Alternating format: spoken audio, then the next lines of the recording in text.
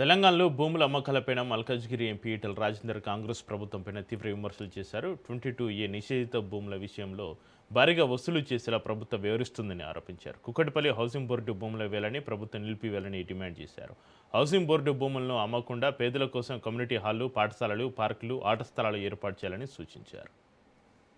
2022 అనుకుంటా 2022లో కాపాడవలసినటువంటి ప్రభుత్వం సుప్రీంకోర్టులో అన్ని రకాల రికార్డులు ప్రొడ్యూస్ చేసి గెలవాల్సిన ప్రభుత్వం, జగన్ కాపాడుకోవాల్సిన ప్రభుత్వం ఆనాడు వాళ్ళే కురుడైపోయి దేశపాండే అంటే ఆయన గెలవడానికి దోహదపడ్డారు.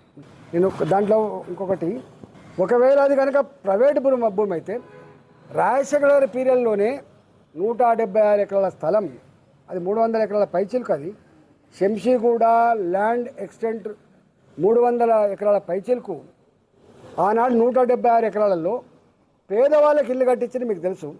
ప్లస్ జర్నలిస్టులకు కూడా ఇళ్ళ జాగాలు ఇచ్చింది, మీకు ఐడియా ఉండాలి.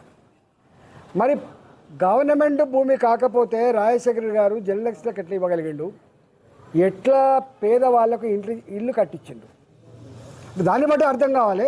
ఆ మొత్తం స్థలం same survey number, same Shamshiguda government స్థలం.